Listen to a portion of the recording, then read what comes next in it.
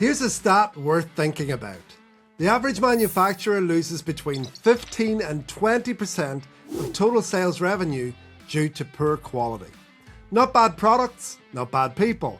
Poor quality caused by inconsistent processes because nobody wrote down the right way to do the job. That's not a small number. On a $10 million revenue business, that's up to $2 million a year, quietly disappearing into rework, scrap, reinspection, and defects that make it out the door. And then there's this. New employees in manufacturing are 5 times more likely to be injured in their first month than experienced workers. That's 5 times. Most of those incidents trace back to inadequate training, and you can't train properly without documented processes. So we know SOPs matter. The problem isn't awareness. The problem is that even when they exist, most SOPs don't work. They're written at a desk by someone who doesn't do the job, formatted into a wall of text and filed somewhere nobody looks. The process changes, the document does not. And eventually the whole initiative gets quietly abandoned. In this video, I'm going to show you how to write an SOP for a manufacturing process the right way, step by step. The same approach we've been using with hundreds of manufacturers around the world. And the same approach that makes the difference between a document people actually use and one that collects dust. So, let's go! Before you write a word, the first mistake people make is assuming every SOP should look the same. It should not. Before you write a single SOP, you need to decide what type of SOP you're creating. Because in manufacturing, there are really 2 categories. The first is what I'd call a guide or a how-to. These are the majority of SOPs you'll create. They're designed to capture knowledge, share best practice, and help people perform routine tasks consistently. Things like machine setup, changeovers, cleaning procedures, material handling, basic maintenance activities, or administrative tasks. For these processes, a simple visual SOP works brilliantly. A photo, a short instruction, 1 step at a time. Keep it simple. The goal isn't bureaucracy, it's clarity. It's making it easy for someone to perform the task correctly without relying on memory or tribal knowledge. If you're using our software Gemba Docs, this is called a standard SOP. But then there's a second category for critical processes. These are the jobs where getting it wrong has consequences. The processes that affect safety, quality, compliance, or customer experience.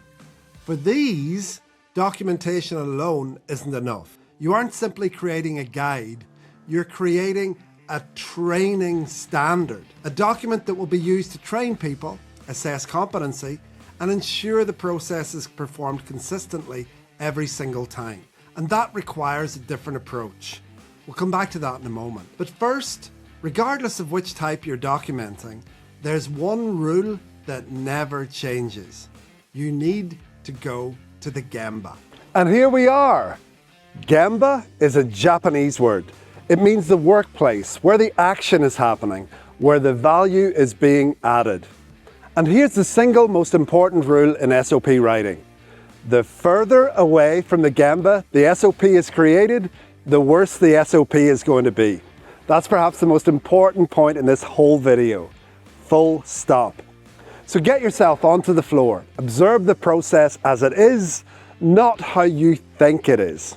Okay, you've identified the process, you're at the Gemba where the action is happening. Now, let's talk about how to actually build the SOP. I use a framework called G.R.E.A.T. 5 letters, 5 criteria. Every SOP you write should pass all 5 before it goes live. The first letter is G for Gemba. Don't write your SOPs from your desk unless the process happens there. Go to where the work is happening. Go to where the value is being added. Go to where the product or service is physically changing. Observe the movement, the materials, the machine interaction, the tooling, the safety risk, and the quality critical details. So get to the floor, observe the work, engage with the people doing it, and document reality, not assumptions. R is for recognized. The people doing the work need to recognize themselves in the document. That's why I always recommend involving at least 2 people when documenting a process. The operator who performs the work every day, and a facilitator who can ask questions and challenge those assumptions. Something interesting happens when people document a process together. Differences in how the work is done start to surface naturally. Why do you do it that way? Because that's how I was shown. That's how we've always done it. Those conversations are where the real value lies. And in my experience, where you find some surprises. You're certainly going to learn something. The goal isn't simply to document the process as quickly as possible. It's to deepen your understanding of the process itself. In many cases, the discussion around creating the SOP delivers as much value as the SOP that comes out the other side. For critical processes, it's also worth involving a subject matter expert, an engineer, a process owner, a quality specialist, to help identify key points, risks, and controls. And one final tip, the operator should hold the phone. Literally. When the person doing the work helps create the SOP, they don't use it as somebody else's document. They see it as their process captured in their words, for the benefit of the whole team. That's what recognition looks like. Next is E for easy. A manufacturing SOP should be visual. Short step descriptions, real photographs, or videos from the actual process. Not stock images, not diagrams, photos of your floor, your equipment, your parts. For most SOPs, 1 photo per step is perfect.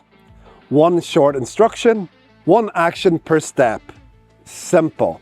Document the job exactly as it is performed today before trying to improve it. Then challenge every detail.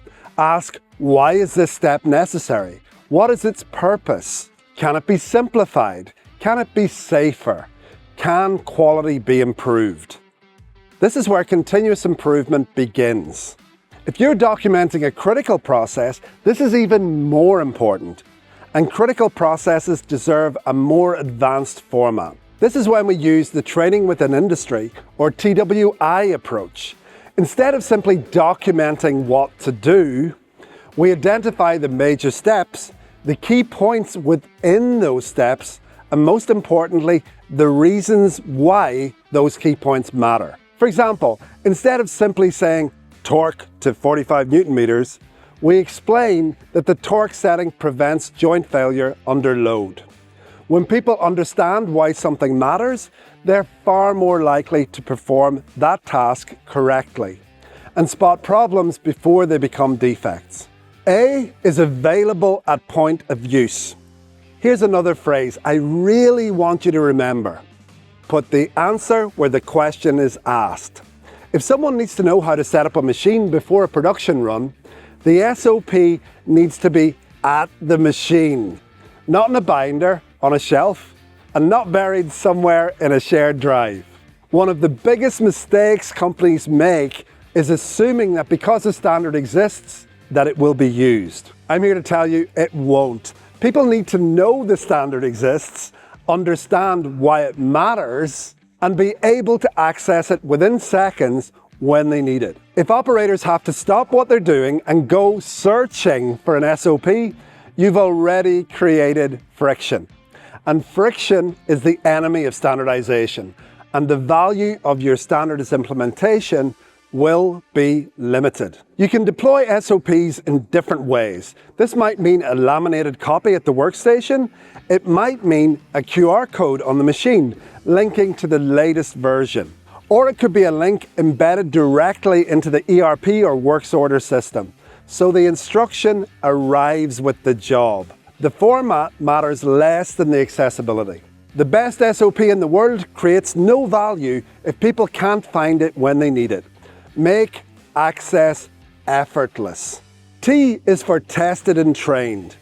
Before an SOP goes live, someone other than the person who wrote it needs to check it and follow it. Watch where they hesitate, find the gaps, fix them before they become a defect or an injury. If your organization has a formal quality system, the document will need to be formally approved before release. So that's tested. Now let's talk about training. And this is where most SOP systems fall down. People document a process, publish it, and assume the job is done. It is not. For guide type SOPs, documentation may be enough. But for critical processes, documentation is only the beginning. If a process affects safety, quality, compliance, or customer experience, you need evidence that people can actually perform it correctly. This is where skills matrices become incredibly important, because a critical SOP isn't just a document. It's part of an implemented system. You need to know who has been trained, who has been assessed, who is qualified to perform the task, and when retraining is due. What you're replacing is what I call microwave training. Hi, here's the machine, press that button, and then somebody runs away. That creates quality problems every time. Writing the SOP is important, but implementing the SOP is where the value is created. Hope is not a business strategy. I want to show you something from someone who's done this in a real shop, because sometimes the best way to understand a process is to see it in action. Brian Myers runs Fat American Manufacturing out of Kalamazoo, Michigan. At the time of recording that video, he was about 10 months into his lean journey. Before that, no standard work, not one. Here's what he figured out early on. Heading into my lean journey, I had no idea what standard was or what standard work was. I had never even heard the term. So when someone told me that they wanted to create standard work and do it in an Excel Word document, I thought they were nuts. One, who's going to continue to modify it? Two, who's going to use it? How do you deploy it? You're just going to print a bunch of Word documents out and paste them all over your factory? It's not going to happen. What happens if you change the process? How are you going to make that change? Well, that's where Gemba Docs comes into play, and that is Tom's origin story. Creating stuff in Word document for his factory took forever. So he created an app internally that allowed him to create SOPs right on the shop floor using an app. Little did he know there was going to be so much demand for companies like me that says, hey, this is super useful. I want to get it in my hands and I want to put it in the hands of the people that work here. So now you can create standards quickly and easily using a phone right out of your pocket. You can do it on your computer. You can edit them on your computer. You can edit them on your phone, but they become a living document that continues to evolve as your company continues to progress. That's the key insight Brian landed on early. A living document. Not a PDF you print once and laminate. A document that can be updated from the floor immediately without going back to a desk. And he went from 0 to over 1,700 SOPs in 10 months. Not because they managed to create some extra time magically, because the process of creating them was simple enough that operators could do it for themselves. One photo, one short description, one step at a time. That's what happens when you take SOPs off the desk and put them on the floor, in the hands of the people doing the work. So let me leave you with one final thought. Not every process needs the same level of control. For everyday tasks, a simple visual SOP is often all you need. Just capture the knowledge, make it visual, keep it current, and make it close to the work. But for processes that affect safety, quality, compliance, or customer experience, don't stop at documentation. Build a training standard. Identify the key points, explain the reasons why, train people properly, and track that competency. Use a skills matrix to make sure critical knowledge never walks out the door. Because great manufacturing doesn't come from having SOPs. It comes from having SOPs that are understood, followed, and sustained, so that you have competent people performing those tasks. If you want to go deeper on any of this, the process framework, the skills matrix, the training approach, the full article version of this guide is over on our Lean Cave. There's a link in the description. And if you've got questions, drop them in the comments. I read every single one of them. So, see you next time.